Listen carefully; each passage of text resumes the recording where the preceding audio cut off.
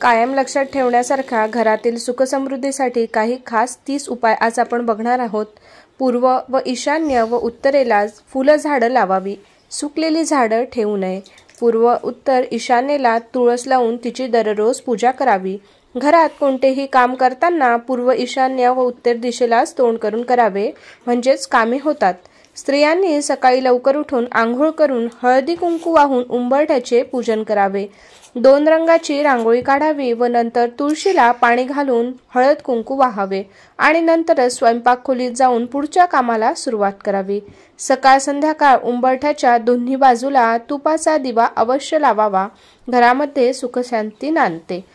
स्त्रियांनी सोवळं पाळावं, स्वयंपाक मनापासून करावा, सर्व सण पारंपरिकरित्या साजरे करावे। लक्ष्मीनारायणाचा आपल्या घरामध्ये वास राहतो। किचनच्या ईशान्य कोपऱ्यात मातीच्या पाण्याचे भांडे ठेवून त्याच्यातील पाणी प्यावे आणि किचनच्या बेसिनमध्ये रात्री खरकटी भांडी तशीच ठेवू नये। पुरुषांनी आंघोळ करूनच घरातील देवी देवतांची पूजा करावी। मंदिरामध्ये कुलदैवत, कुलदेवी, घंटी, गणेश मूर्ती, शंकराची पिंड, लंगडा बाळकृष्ण, शंख आराध्य दैवत असावे। देवी आणि देवाचे 2 फोटो किंवा मूर्त्या असू नये। मंदिरात नेहमी तुपाचा किंवा तिळाच्या तेलाचा दिवा डाव्या बाजूस व 2 अगरबत्ती उजव्या बाजूस लावाव्यात। हप्त्यामध्ये एकदा तरी संपूर्ण घरात धूप फिरवावा, देवी देवतांची कृपादृष्टी लाभेल। घरामध्ये देवघर सोडून इतरत्र देवांचे फोटो, मूर्त्या ठेवू नये। देवघर हे नेहमी पूर्व ईशान्य उत्तर दिशेसच असावे। दरवाजा जेवढा सुशोभित करता येईल तेवढा करावा। मुख्य दरवाजावर कोणत्याही देवताचे फोटो लावू नये, फक्त शुभचिन्हे लावावीत। उंबरा हा लाकडाचा असावा, नाहीतर मार्बलचा चालेल। मधोमध लक्ष्मीची पावले लावून त्याची दररोज आतून पूजा करावी, तसेच घराची स्वच्छता अवश्य करावी। मुख्य दरवाजा पूर्ण उघडता येईल असा असावा। दरवाजा मागे कॅलेंडर लावू नये, तसेच कोणतीही अडथळा ठेवू नये। दरवाजासमोर कोणताही अडथळा असू नये। घड्याळ व कॅलेंडर पूर्व ईशान्य किंवा उत्तर दिशेलाच लावावे। बाहेरून आल्या आल्या लगेचच चपला ज्या आहे आपल्या घरामध्ये घेऊन येऊ नये। फ्रेश होऊन देवाला नमस्कार करूनच चपला आत आणाव्यात किंवा घ्याव्यात। घरात कुठल्या कोणाबद्दलही वाईट बोलू नये।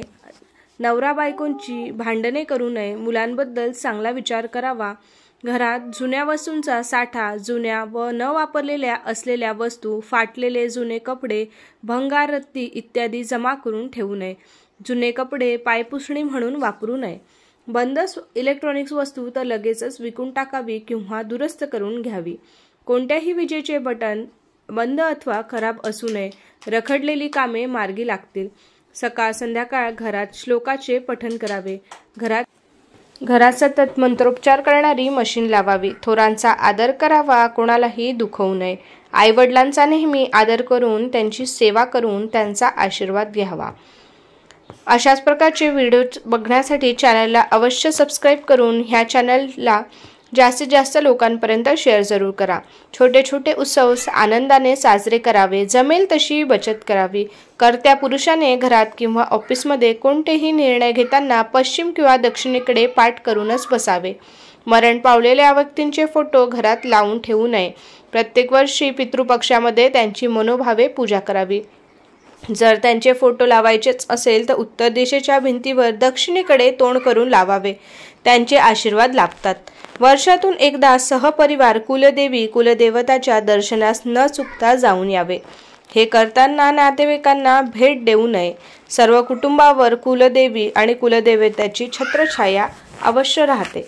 एकदा वास्तुशांती व 2 वर्षातून एकदा सत्यनारायणाची पूजा अवश्य घालावी।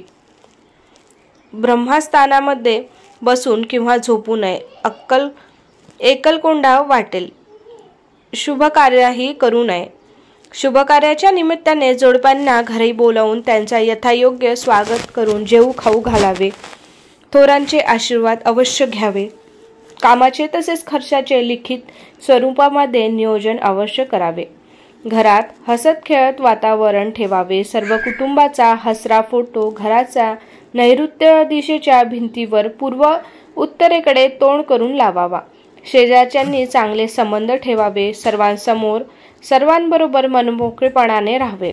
व्यवहाराचे निर्णय घेताना शांत डोक्याने घेणे, भावुक होऊन घेऊ नये. कोणत्याही प्रकारे घरात पाणी ठिबकता कामा नये. दारासमोर येऊन कोणी उन्हाळ्यामध्ये पाणी मागत असेल तर हातातील कामे बाजूला ठेवून पाणी अवश्य द्यावे, कारण उन्हाळ्यात तहानलेल्या व्यक्तीस मुख्य जनावरास पाणी देणे अथवा पाजणे भाग्याचे मानले जाते. रस्त्यावर वृद्ध, अंध, अपंग, आजारी व्यक्तीला मदत हवी असेल तर ती जरूर करावी. यासारखे पुण्य कमवण्याची संधी नाही. महिलांनी झाडू व्यवस्थित आडवा करूनच ठेवावा, उभा ठेवू नये.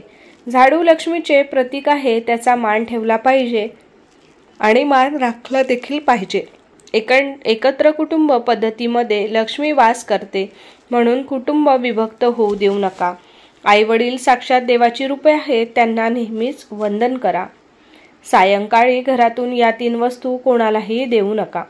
मीठ, पैसे व झाडू या 3 वस्तू लक्ष्मीकारक आहे आणि आपण सायंकाळी लक्ष्मी येण्याची वाट पाहतो, म्हणून तिला घरातून बाहेर जाऊ देऊ नये.